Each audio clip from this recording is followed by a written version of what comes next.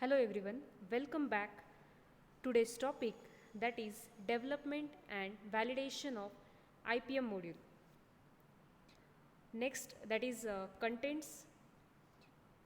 First quickly revise the last session. During last lecture we discussed implement implementation of IPM. Now while developing IPM module, which things are needed, then essentials or what are the components which are required for developing IPM module, then which points should be taken into consideration while validating IPM module. Last but not least, that is conclusion. So first one, components required. In this case, pruning is followed because in pruning all the diseased and pest infested branches are removed. Then plowing is followed, particularly deep plowing is done. In this case, resting stages of pest and insect, they come against the solar radiation, they get killed, so plowing along with the solarization is done. Then soil testing is done, and as per the soil testing, the amendments and fertilizer requirement are provided. Then green manuring is also followed. Then next one, seed treatment, it is given to prevent the seed borne diseases. Then trap crops which are also used. Then proper monitoring and observation is followed for checking the disease. Then botanicals, biofertilizers. In case of botanicals, NSK spray is used to check the pest infection, then particularly sucking pest. Then biofertilizers, they increase or build up the beneficial microbes in the soil, providing multiple benefits. Then in this case, natural enemies are also conserved. Next, essentials for developing an IPM module. So in this case, identification, it should be done properly. If mistaken, lead to introduction of wrong natural enemy.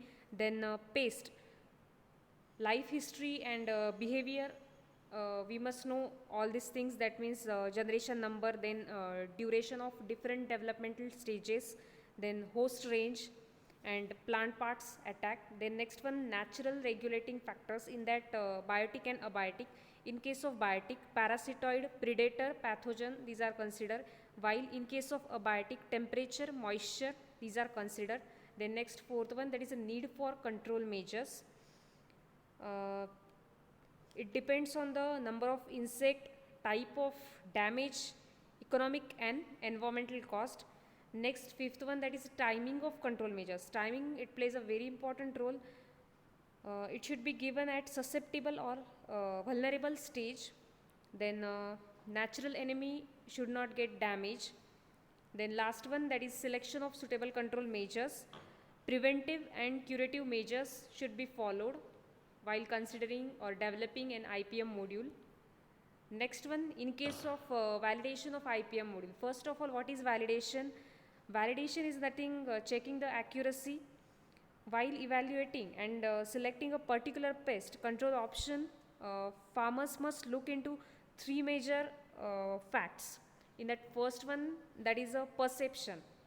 What is perception? It is the opinion on or understanding level, awareness or ability to identify the pest, then potential losses, opinion regarding which control is efficient. Then next one, in case of assessment, assessment will it also depends on the farmer's objective.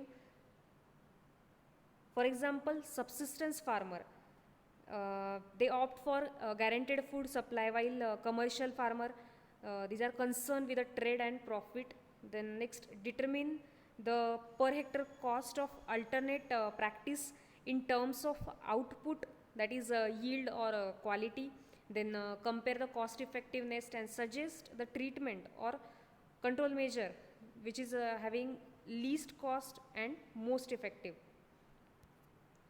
Last, So at the end of the lesson, we learn what are the components or essentials for developing IPM module, validation of IPM, etc.